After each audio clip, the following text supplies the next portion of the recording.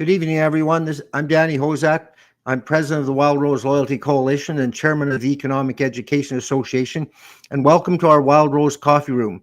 If you follow me on Twitter, my pinned tweet says, "You can't change the politics until you've changed the culture." And the goal of our economic education is to change the culture. This is the second of a series of podcasts we're hoping to have as we work our way.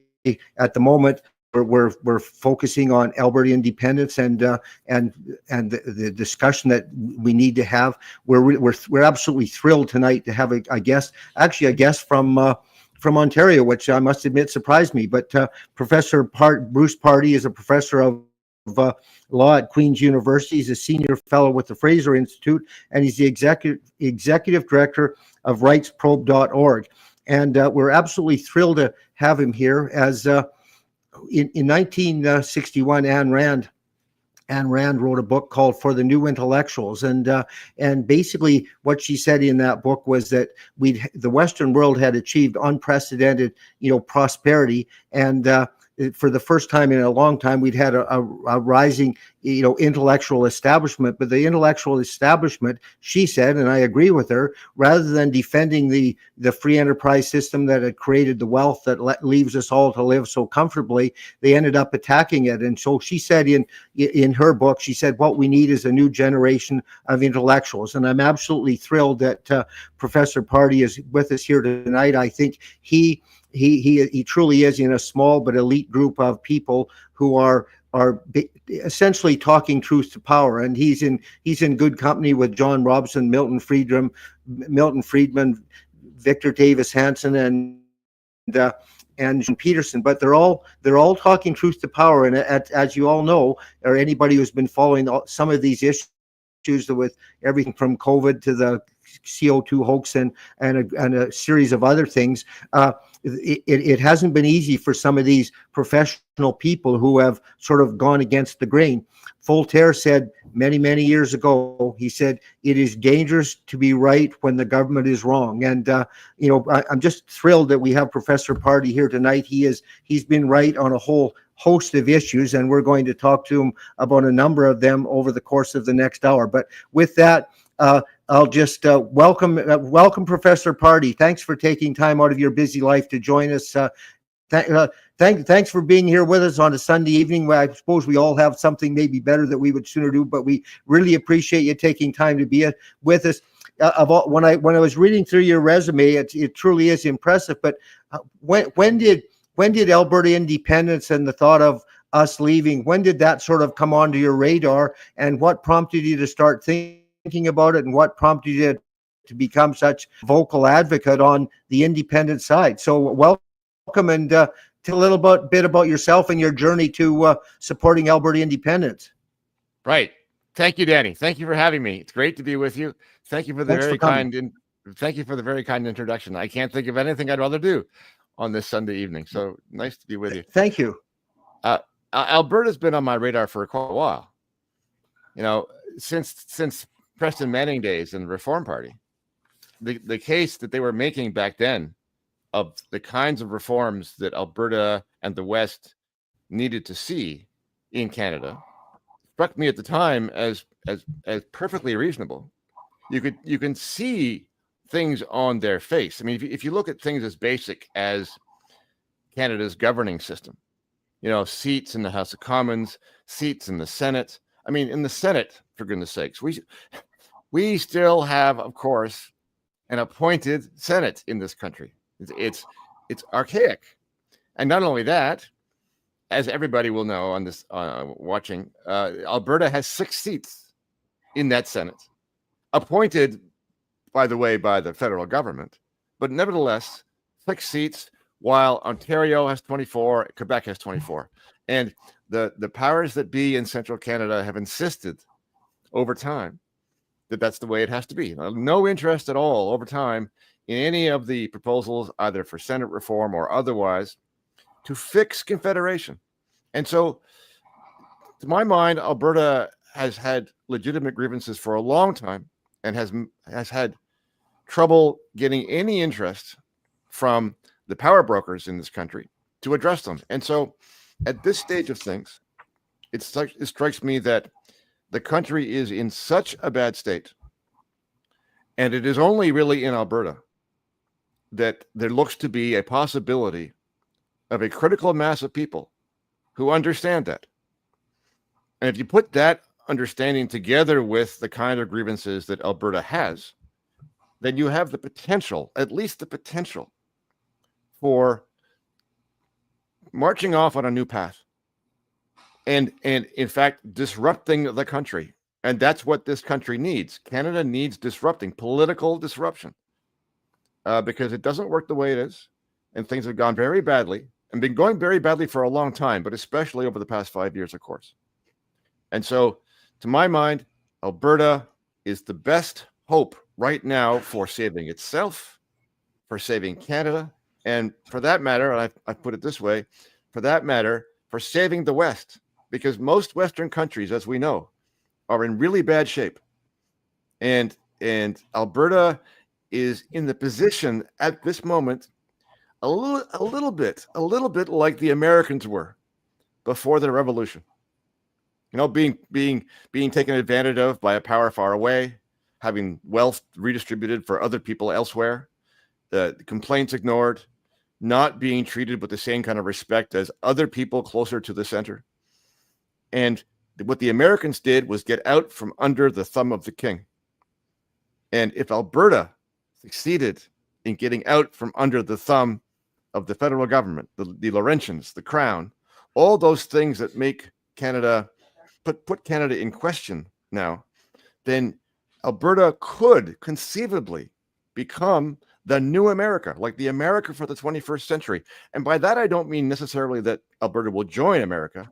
I mean that Alberta could be the new America, as in possibly, potentially, the freest country on earth. But that of course remains to be seen. Let's see what happens.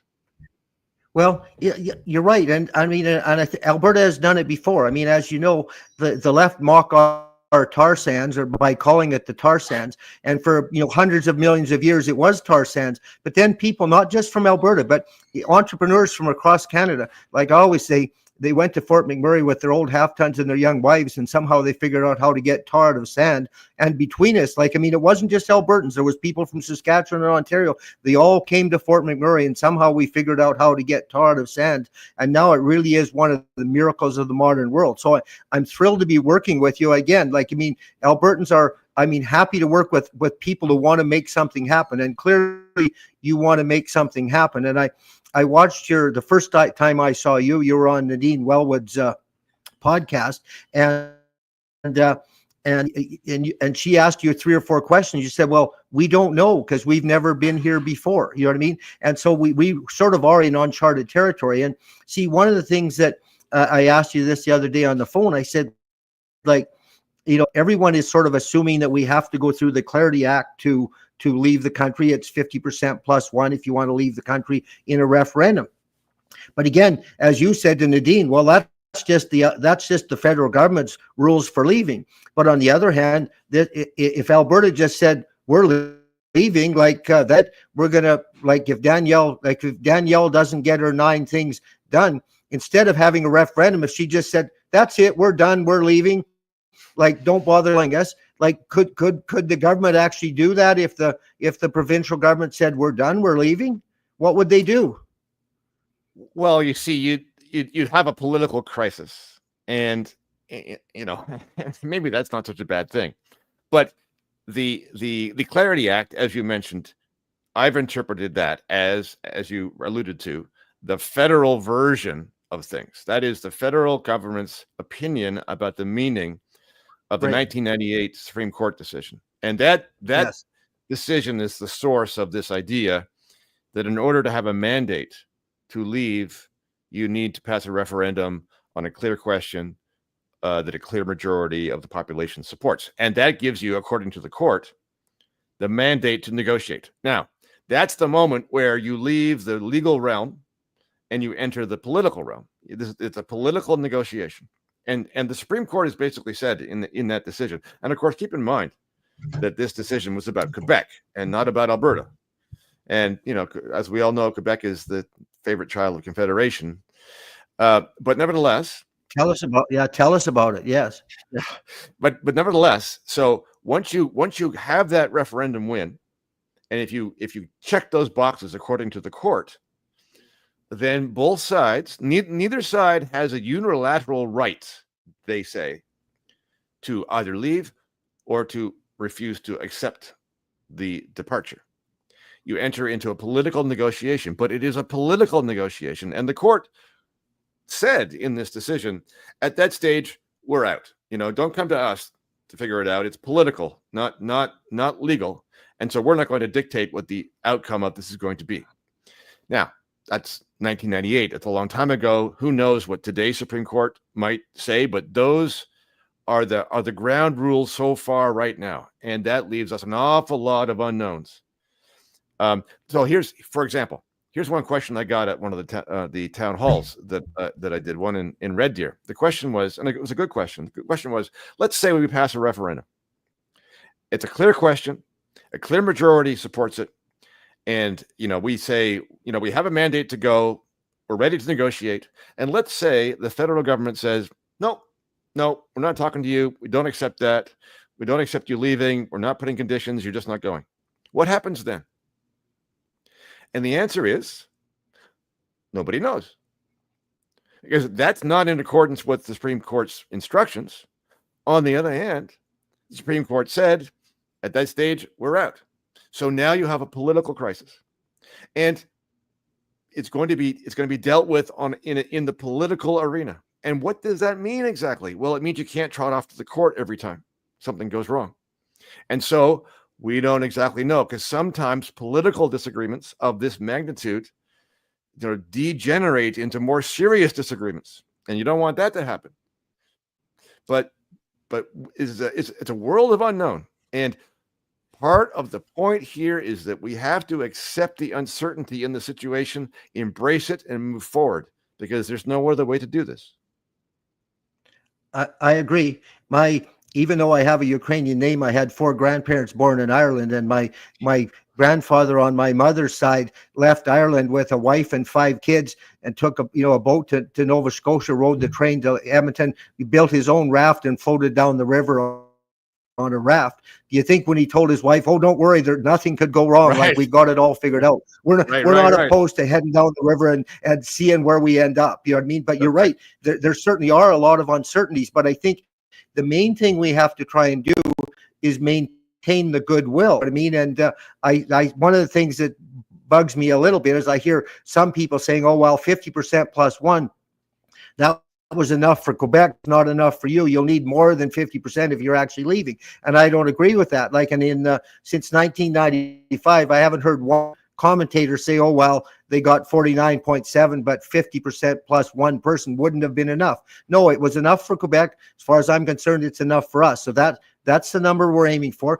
But you're right. There are a lot of unknowns. And I mean, as you know, our First Nations, raised the specter or the suggestion that they should have a veto on all the negotiations. And again, when you look at it, I actually think, and I heard this on your podcast as well. You said there's no right that an ordinary Canadian has that a First Nation person doesn't have, but there's lots of rights that they have that we don't have. So, I mean, and so basically, if we're going forward, like our feeling as a Wild Rose Party is that we should all be equal people. And so then, but even after a successful vote, they're in a little bit different position because they're living on federal government land. So as far as I'm concerned, they would have 2 choices. I mean, they could come with the country and live on their federal government land and run it like a Hutterite colony where they had a few bosses and everybody did what the bosses did, or they could do what you suggested to Jeff Rath, take the size of the land, divide by the number of the individuals, and they would all get some kind of a certificate that showed they had right to that much property. And then, of course, as you mentioned to Nadine, they might say, well, we don't want that. But I think the other option is we could say, well, if you don't want to come with us, you can just stay with the rest of Canada. You'll still be living on their land, in our country, but they could still continue to deal with the rest of Canada if they wanted to, couldn't they? Yes. Well, so let's unpack that a little bit. Sure. In a way, I regard this campaign for Alberta independence as, in part, one way to frame it is an attempt of the people of Alberta to get out from under the thumb of an elite. And the elite in particular we're talking about, of course, is the one in Ottawa, the one pulling the federal strings. But that's not the only elite that you're trying to get away from. There's also an elite inside Alberta. And that elite in Alberta is empowered by the system that is Canadian inside Alberta. Inside Alberta. There's a lot of Canada inside Alberta. And I hope that when Alberta rescues itself from Canada, it will rescue itself from the Canada that is outside Alberta and from the Canada that is inside Alberta. But one of those groups inside Alberta that is benefiting from the established order of things is Aboriginal leadership. And so part of this I would like to imagine is this: the Indigenous people of Alberta have an opportunity here as well to get out from under the thumb of their elites, their leadership. I have heard a lot of Aboriginal people in Alberta say that they are done with the prevailing situation. You will find out here a lot of objection from the Aboriginal leadership. Yes, absolutely, because that's to be expected. Their status and their interests are embedded into the established order. They would not want that to go. But this is what happens with group rights. If you have a group right to a reserve or the like, the group right is controlled by the leadership of the group, and the individuals in the group are not able to determine their own destiny. They have no property rights on the reserve.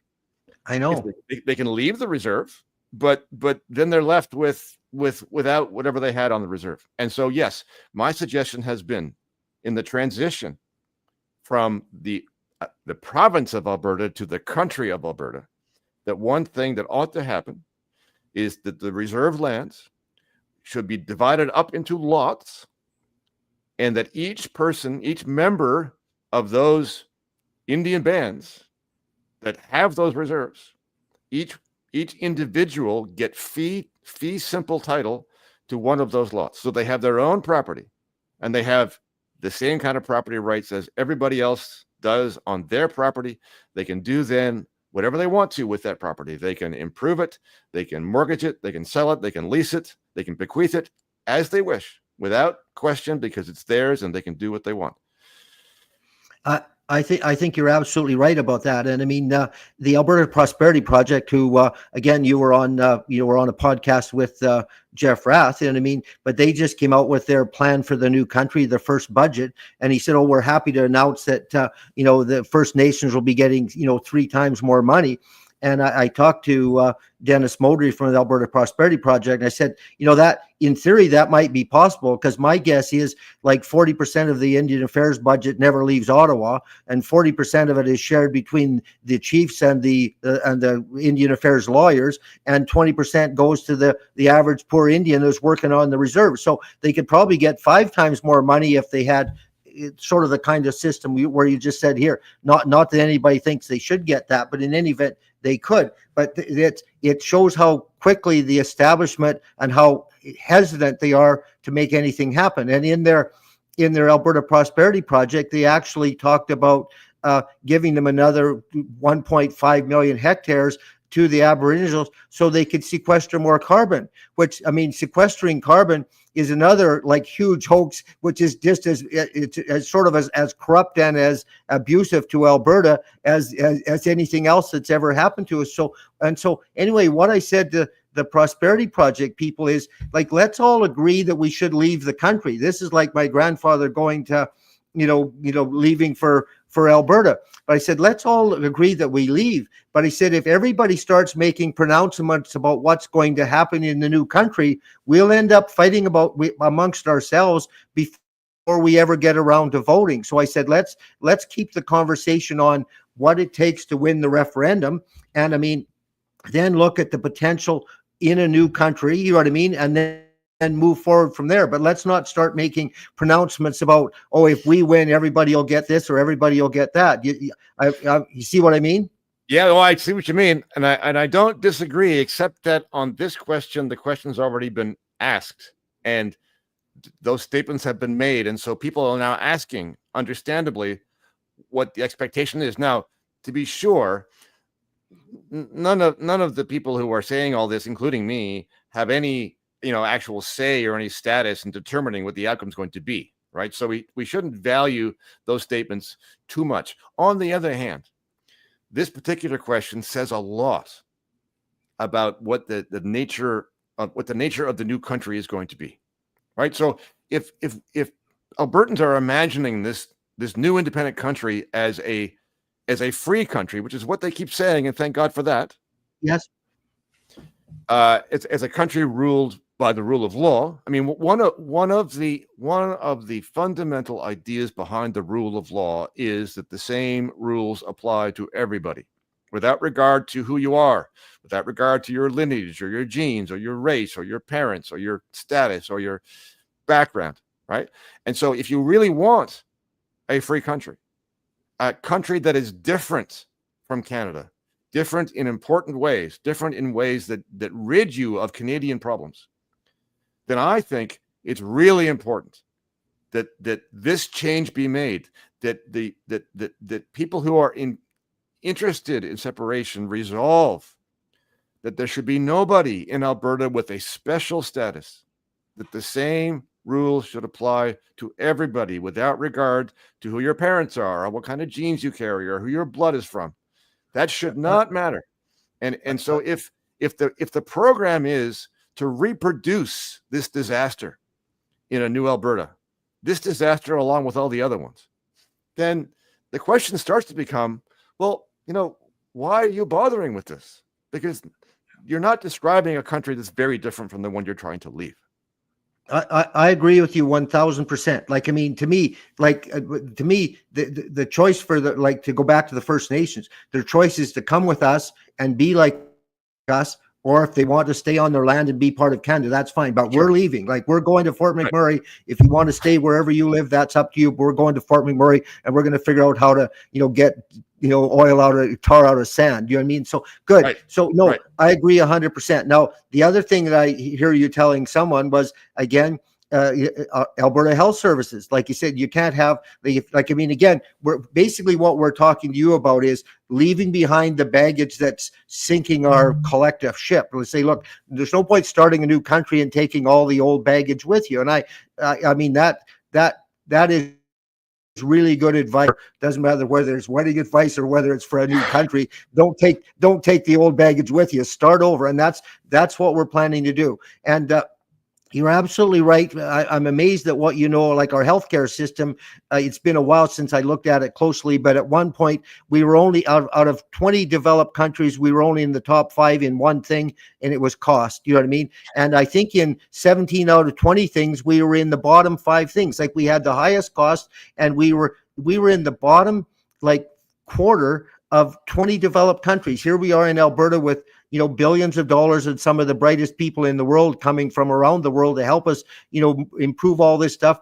And our healthcare system, as you know, is an absolute disaster. But I mean, so anyway, so what if you were good at, it's one thing to say, oh, well, you have to go to private insurance, but that's a pretty big leap. Like, have you given any thought, what do you do on day one other than just saying, look, we're going to transition? Like John Robson was on last week or 2 weeks ago. And he said, well, the first thing you have to do is let people have private insurance to do things that they're not getting done quickly enough. And do you have any other suggestions on how we would, I like your idea of transitioning, but I mean, you sort of have to have a plan to get from here to there.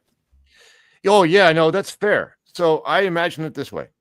So assuming you pass through the referendum threshold and you're on your way. So I think of it this way. There are basically 2 projects. And the first project is to imagine the country and the constitution and the governing system that you want. As in, all right, how is this going to work long term? How's it going to be from now on in this country? Okay, that's one project. And the other project is, all right, given that that's what the model is, how do we move from where we're at to that? And that's the transition project. And sure, there are going to be all kinds of little bits of housekeeping and inconvenient things you have to provide for, because you don't want to just pull the rug out from under people immediately in a way that they can't catch themselves, because people are dependent upon these systems that exist, but those systems have to change and some of them have to go away. So you have to, in that transition, we have to design ways to allow people to adjust to losing the old thing and moving to the new thing.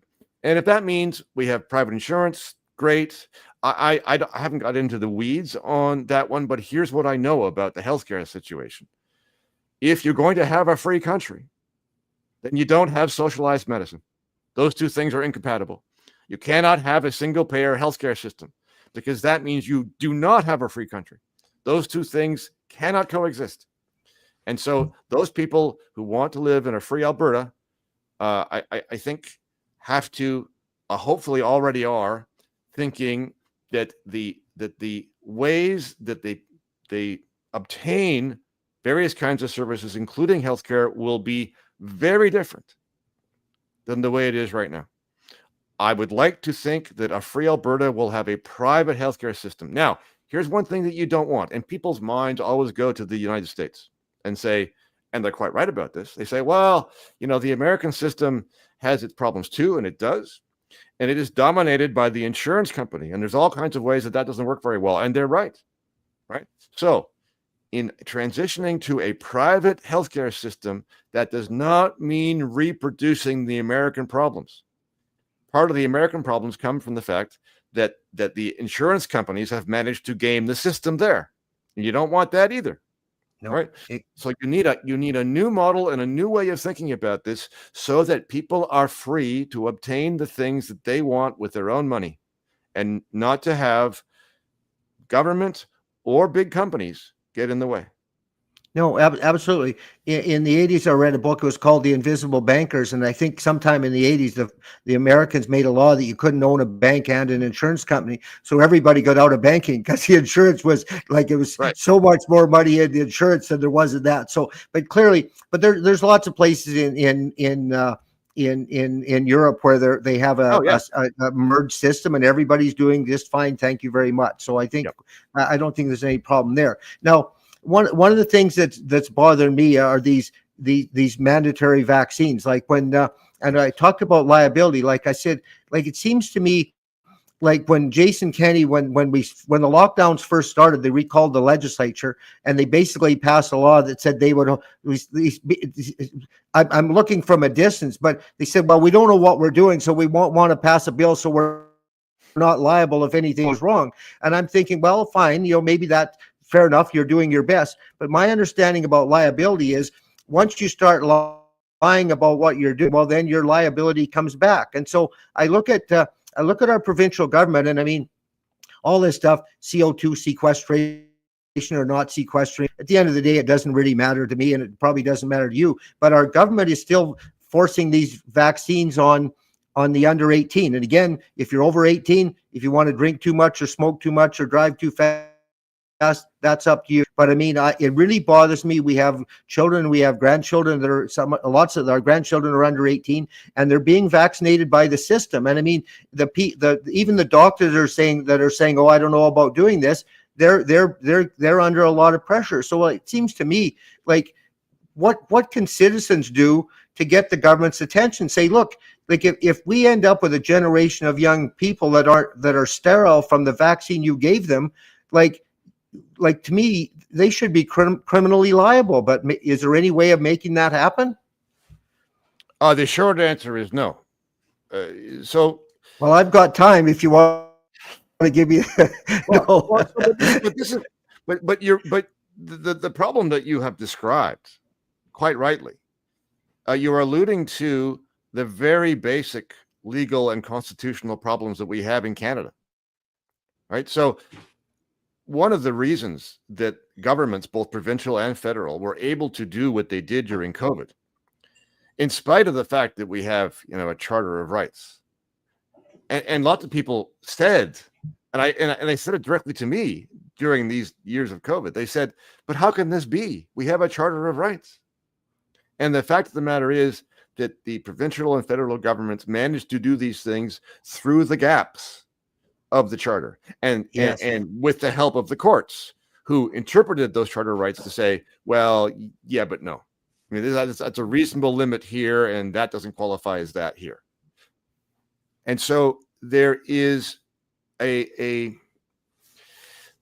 has been a faith in the Constitution and in the Charter that has not been deserved. And that is there's a lesson there in on the route to the new Alberta and the new Constitution. We have to change the model of the Constitution. One thing that a lot of people want to do is, to get a new Constitution, is add a whole bunch of new rights, like a right to this. The ones we had weren't enough, so we're going to add more. Here's 1 and 3 and 10, and that's not going to work, because courts control the meaning of those rights. And you can write down anything you want, but there is inherent ambiguity in the words, and the courts control the meaning of the ambiguity. So one of the projects here is to start from scratch with designing a different model of Constitution, borrowing some bits from the American Constitution, which is a better model than ours, but it has its own problems as well. So you take what's good from the American Constitution, and then you rethink those things that have not worked, both in the American version and especially in the Canadian one. And you say, right, we are not going to reproduce those things. And, there's a whole bunch of weeds there to talk about, which I won't get into now, but the problem that you put your thumb on is a real problem. And it is partly because of the authority that our system gives the government bureaucrats, the legislature. The legislatures, as long as a provincial legislature is legislating within its area of expertise and division under the BNA Act, it is allowed to legislate anything. Now, assuming the court doesn't say you violated a charter right, but otherwise, it does not have to be reasonable. It does not have to be correct. It does not have to be scientifically proven. They can do anything they want. And that is one of the characteristics of the system of government that we have. Okay, so going back to like what you're saying, so the government, they basically legislated that everybody got vaccinated, and essentially, for the kids, I don't think the kids had any choice unless the parents just absolutely wouldn't take them to the doctor. And so, right. But at what point, is there well, you see my frustration? You say are we just, how do we get that stopped? Well, there are so many frustrations here. Let's just talk about a couple. Okay. So first, there is, of course, we have a basic idea that in order to be to have treatment imposed upon you, you have to give your consent, informed consent, right? But informed consent doesn't mean what it sounds. People think that informed consent means more than it actually does, and especially with respect to children. There's basically an approach in Alberta and elsewhere, Ontario and so on, where there is no actual age of consent, but instead, healthcare practitioners are entitled to evaluate the individual child. And so if you are a healthcare practitioner and you have a 14-year-old, say, at school, and you are giving vaccinations, and you have a conversation with the 14-year-old, and you judge that the 14-year-old is mature enough to give their own consent, then you can go ahead and give them the vaccine, even though the parent hasn't given you their consent. Right? That is one of the many things that has to change. Yes, go ahead. And like you say, we probably can't do any, I guess we'll just all have to talk to our MLAs about that over the next year or two. In a new country, I assume you would sit down, just like the founding fathers, you would sit down and you would hammer out the new Constitution, a new Bill of Rights over the course of but if you actually voted to leave, so you just leave, I guess the government would just keep on dealing, and they would start the government would keep doing what the government always does, which is mostly spend money. But then I suppose some private citizens we sit down and start hammering out that new Constitution where you're, like you say, you brought in the best stuff from the American system, left out the stuff that didn't work. And I mean, some of this stuff, and it would be quite a it would be quite an exercise, wouldn't it? From when you win, like I say, the winning the vote would be the beginning of the work, not the end of it, wouldn't it? 100%. 100%. This is going to be messy. And there's going to Yes. be people inside Alberta who disagree about what the new thing's going to look like. And that's inevitable. It's Yes. going to happen that way, right? But Yeah. yes, ideally, we can imagine this sort of like what happened in the United States before they Yes. became the United States. You know, you get a whole bunch of people in a room with a mandate somehow to represent, at the time, they had the mandate to represent their colonies. And they sat down and hammered out a system that worked, at least worked very well for a good while. Right. And they got lucky. They got lucky because they had a group of individuals who were smart and they were determined and they were brave and they managed to do it. And I would like to think that that is also a possibility in Alberta's case. I feel comfortable that it is possible. You know what I mean? And especially with people like yourself that I assume I assume that people like yourself would be included in the discussions. Like, even though, like as you said at the start, not only are we trying to save Alberta, we're trying to give the rest of Canada a wake-up call. So I mean, some of the things that we would be doing in Alberta, I mean, it's like everything else. When it works, it's not long till they try and do it somewhere else as well. So I mean, right. I think some of my friends say, well, you're never going to get this solved with politics, and and as you know, like Tucker Carlson said, politics sort of has a bad name, but it's basically the process that civilized people have developed so we don't have to shoot each other every time we have a disagreement. You have to sit down, you have to hash it out, and you have to, and yeah, mostly everybody doesn't get all they want, but if you start out with goodwill and the best of intentions, like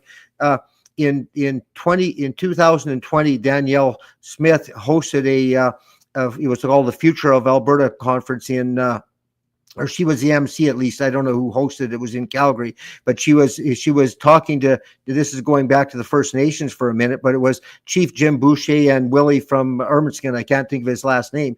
She said, what do you fellas think about a separate country? And they both just shook their heads, said, absolutely not. Right. And she said, well, I'm surprised, because she said, like a lot of people don't think the rest of Canada treat us right.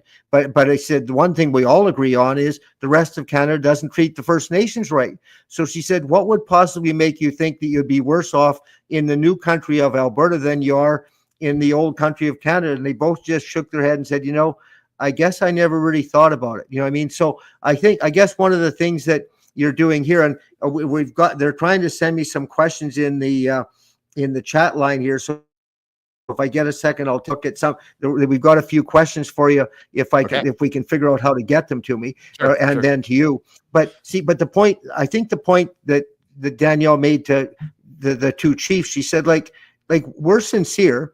We want to make your life better. We're not wishing any ill on the rest of Canada either. But as you pointed out, if we could get our act together, we could be an example that would, since I heard you talk, I've been saying this is sort of like the 35-year-old son living in his mother's basement and won't get a job and won't help pay the bills. And finally his mother says, son, I've sold the house and I'm going to live with your sister and you're not welcome to come. You better get a job and plan what you're doing for the rest of your life, which is, I think, what you're saying might happen to the rest of Canada. Well, yeah, actually, yes, that's right. The rest of Canada, but let's just acknowledge this. So this for some people, the successful separation of Alberta is going to be detrimental. Oh, absolutely. Like the power brokers in Ottawa, right? Yep. Like some Aboriginal chiefs, yep. like people inside the system in various ways who are on the gravy train. Canada is a country full of grift. There are bribes everywhere, from federal government to province and industry and so on. So part of what Alberta is trying to get away from is the Canadian system of grift, the system of bribes that holds Confederation together. And if you are somebody who benefits from that system, then you are going to suffer from Alberta separation. And so I don't think that we should hesitate to say just that. Say, look, if you are one of those people who is insisting upon maintaining the current status quo because it's good for you, then we're not interested. We're not interested in that, and we don't mind if you are put out by all of this.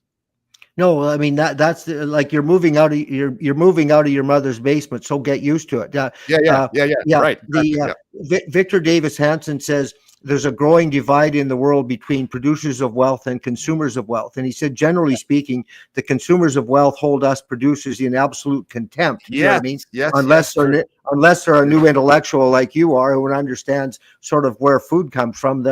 So anyway, there is. This is acknowledge this. I'm part of that class that you're talking about. I'm part of the parasitic class that doesn't produce anything, gets paid partly like universities get government largesse in part. It's like the system of universities is part of this whole thing we're talking about. They are one of those institutions that needs to find its own way and not be reliant upon the public purse in order to succeed. You're right, but you're actually not one of them, because you're actually, like I said in my introduction, you're actually a new intellectual who is speaking up, saying something has to be done about this. And I mean, you're right, and you're part of a rotten establishment, but you're trying the producers of wealth figure out a way to keep producing. You know what I mean? So we applaud you for like I mean, and like I say, John Robson with his climate discussion nexus, I think you know John, but he got a job at an Alberta university right out after he got his doctorate degree. Right. And at the end of his first year review, they were doing the review, and the guy flat out said to him, "If we'd have known how conservative you were, we never would have hired you." Like, I mean, like, sure. Can you imagine if you said to somebody like 20 years ago, "If we'd have known you were from the NDP, we wouldn't have hired you"? Like, they would have had a nervous breakdown. You know what I mean? But anyway, well, I commend you for leading us on this journey. But so we have to worry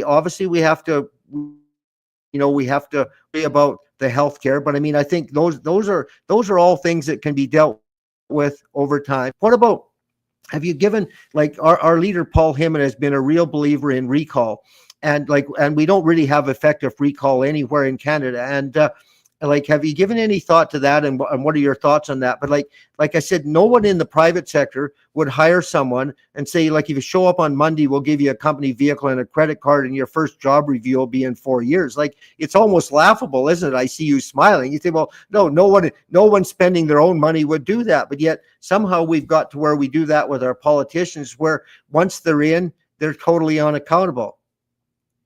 That's true. That is true. That is true. I mean, you're right. I agree with you. But my larger concern in that realm is not the 4 years. It's the indefinite period of time that people stay in government, whether they're politicians, whether they're bureaucrats, whether they're judges. Judges get appointed, to the Supreme Court of Canada till they're 75. Bureaucrats, who are part of unions, are basically not fireable. I think in a new system, you should have very short term limits so that you do not get a permanent ruling class embedded into your government. Now, recall legislation would help, but let's imagine this. Imagine that your new constitution said nobody can work for the government in any respect for longer than 5 years over your lifetime. That means that you can't have a career as a government employee. You can't have a career as a politician. It means you can come in and do public service and then get out and let the next guy in to do it. Or once you turn 60, you could get in and do it for 5 or 8 years, whatever. You know what I mean? Yeah. Right. And no, I agree with you 100%. I mean, it's not just like in all honesty, like the civil service has become a pretty good career decision, like assuming that the thing doesn't completely go broke and they're left with, when I was talking to Dennis Modry about 1.5 million hectares they wanted to give to the First Nations, I said, well, I'm actually Irish. You should give the 1.5 million hectares to the Irish, and we'll grow potatoes on it so we're not all hungry when the government goes broke. But no, I like the idea of like 4 years, 8 years, whatever. Then you wouldn't have career politicians, you wouldn't have career civil servants, you wouldn't have any of that. And I think that's that's a. I mean, obviously that's something you could debate into your new constitution, couldn't you? Yes, easily so. Easily so. And you would remove the incentive for people to get into government for the wrong reasons, to try to become powerful, to try and give benefits to their friends, to try and get rich. So the problem, one of the many problems now, is that people who work for the government are better paid than people who work in the private sector. They have better benefits, better security. It's crazy. I know it started out they were lower paid, but they had a secure job, so there was a balance there. But all of a sudden, somehow it got to where they were better paid and they had a more secure job. And I said, I don't blame the bureaucrats for that. I blame the guy that we elected that agreed to that. I said, what the heck were you doing? You know what I mean? And so like Steve West was our, they called him Dr. Death, but my sister worked for the government. And she said, whenever Steve got in charge of the department, everybody went on stress leave, and then they couldn't fire you while you were on stress leave. And by the time he got back, he'd got rid of everyone else and you still had a job. So, but I mean, he said one time he left the room and the fellow said, well, don't worry, we'll be here after he's gone. You know what I mean? And that's the problem you have. But I like your idea of, doing so. They're going to try and send us a few questions here. Drew Barnes just texted me. I think you've met Drew Barnes, if I'm not mistaken. Yes. Have you talked to Drew Barnes? He was an MLA. And but again, everybody always says, here's a question. I don't know if you can read it. It says email question. Naysayers for Alberta independence often cite the fact that we are landlocked. What do you have to say about this? I know there are other landlocked nations. Well, can I just give my 2 bits before you give your $5 worth? Yeah. Like 72% of what gets unloaded in Vancouver is actually ends up east of Alberta. So if Alberta, we're no more landlocked than the rest of Canada is when it comes to stuff going back and forth. So that's just another place where, I don't blame anybody for that. We've just had a lack of leadership in Alberta that said, look, if you stop something from going across our, if you won't let us come across your country or your province, you're not going to come across ours. You know what I mean? So anyway, I don't know what you think of that, but. Oh, well, I agree with that. Yeah. But also, I mean, you're kind of landlocked now. I mean, well, we are. Yeah. It's not like we're any less, we won't be less landlocked or more landlocked. The way Confederation works, the way the politics work, means that you can't do what you want to do. You can't get a pipeline, another pipeline through. And of course, there are successful landlocked countries in the world, Switzerland. The other thing, they're not oil exporters, but nevertheless, I mean, they're rich countries. It's not like they are. And I think 80 some percent of what Alberta exports goes to America. So as long as we're nice to Mr. Trump, which I try to be, and whoever follows him, as long as we have access to the American market, we will be all right. You know what I mean? And you probably know this, but I think the Cold Lake Air Base and the Air Weapons Range is, I think, the 3rd largest air base in the world, sitting on top of 1/3 of the world's energy resources. You don't need to be too good a negotiator to negotiate a deal with America to protect that. You know what I mean? And some people say you don't have an army. I said, well, actually, Alberta is the only jurisdiction. Alberta, they said, how will you protect your borders? I said, we'll get the rat patrol to do that. We're the only jurisdiction in the world that is rat free, I think. You know what I mean? And I don't know how we did that, but again, it was ingenuity. We just got busy and got it done. So anyway, it's you don't have an armed forces yet. No, we don't. No reason why you can't get one. Oh yeah, we could. And and we had a conference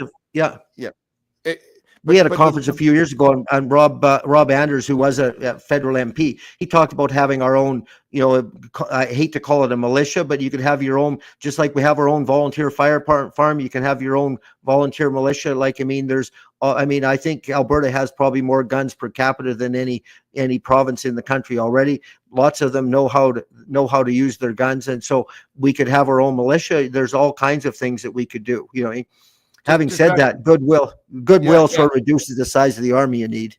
And just back to the landlocked question just for a moment. So one of the things that Alberta would have is the ability to make its own international agreements. And I'm thinking now particularly of the United States, right? So now, technically speaking, the federal government has jurisdiction over international affairs.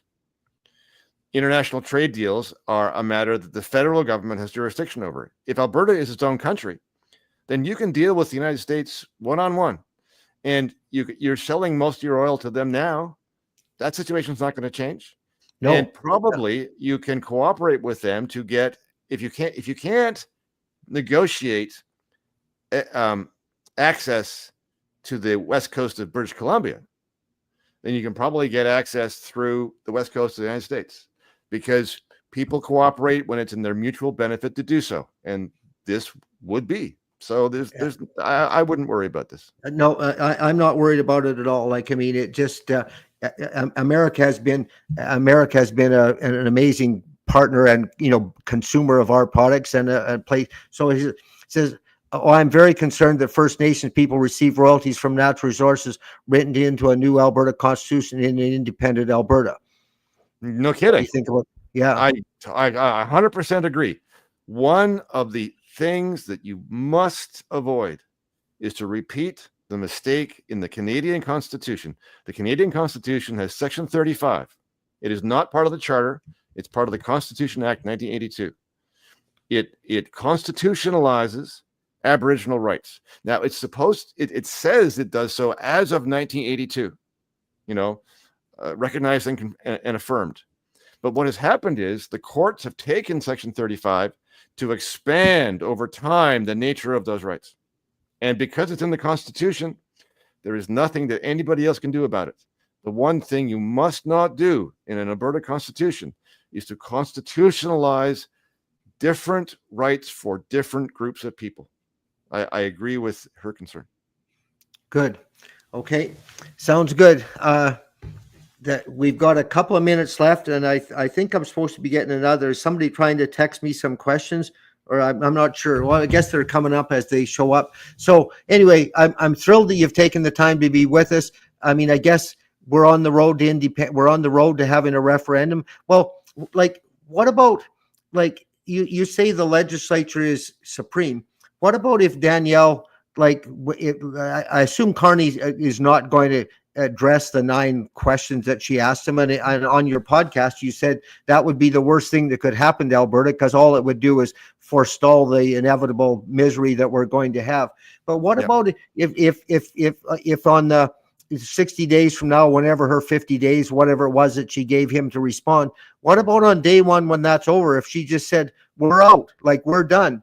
Like, I mean, the first thing I would do is I would tell our provincial treasurer, stop sending the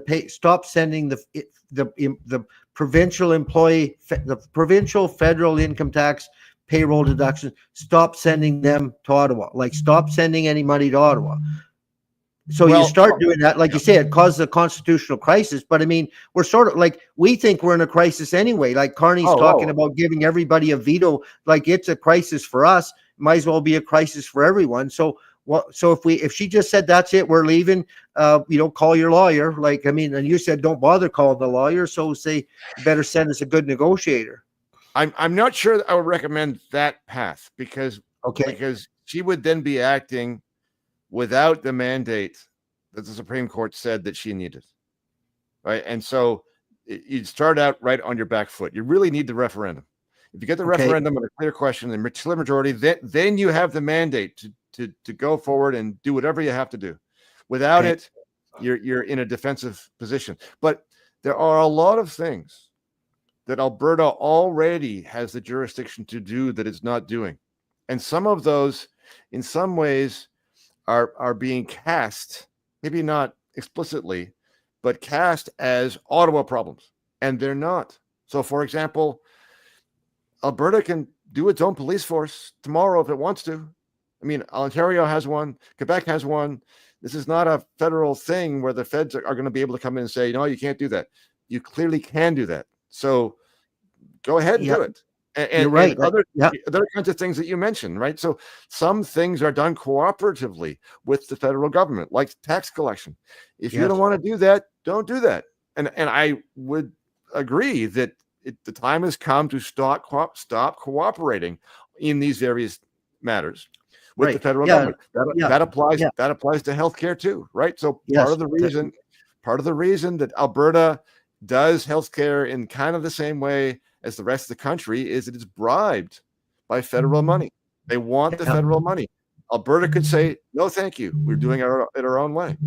Yeah. So Yeah. a lot of this stuff is It in is. Alberta's And hands. exactly. And Danielle was talking about having our own pension plan. I mean, it's amazing how much quicker our Alberta pension plan would grow than when we send the money. It's billions of dollars a year that we send down there that doesn't come Sure. back. Same with the unemployment insurance program. I was door knocking in I think the 23 election, and I met this young fellow walking down the road with two beautiful little boys, and I said, "Hi, I'm from the Wild Rose." I said, like, what do you do? And he said, "Oh, I'm a police officer." And I said, "Oh," I said, we're for having our, he said, "I'm an RCMP officer." And I said, "Well, I just handed him our brochure, and I said, we want to have our own police force." I said, "No offense to you." I said, "We just don't like your boss being in Ottawa." He said, "Neither do I." You know what I mean? Right. And so I mean, Right. he was happy with that. Yeah, I'd like my boss to be in Edmonton too. So then I know what's going on. So a lot of these things, we're on the same page if we just sort of calm down and respectfully talk to each other. I always say what we're trying to facilitate, and we Economic Education Association, we try to bring both sides of the discussion. We try to have a respectful discussion about what the pros and cons and what the possibilities of what the options are, what the pros and cons of the different options are, and then what can we do to agree to move forward on them. And I actually chaired the Wild Rose Agricultural Task Force for Danielle, and we had about 14 people, and we agreed that we wouldn't put anything into policy that we didn't agree to unanimously, because we said if we can't agree to it unanimously, well then as soon as it gets out in the country, it'll be like five of the 10 will be saying, "Well, I didn't really agree to that." And Right. so we said until we've gone around the room and agreed with it, we're not going to put it into our policy, because it'll just end up being an argument out in the country. So hopefully we can have, as we move forward, like, I mean, I'm all in on, our group is all in on winning the referendum. Like I say, no disrespect to the RCMP, no disrespect to you. Like, I mean, we love the country, but I mean, I'm not living in my mother's basement anymore. Like, I mean, let's move on. We'll all be friends. We'll get together at Christmas. And I certainly have, I see our hours up, and we said we certainly appreciate you taking time for us. And hopefully as this unfolds, when we get to the things that we don't know, we will be able to call on you, because it seems like you know a lot of things we don't know. So hopefully we can keep in touch. Do you have any closing comments as we move along here, or what do you think?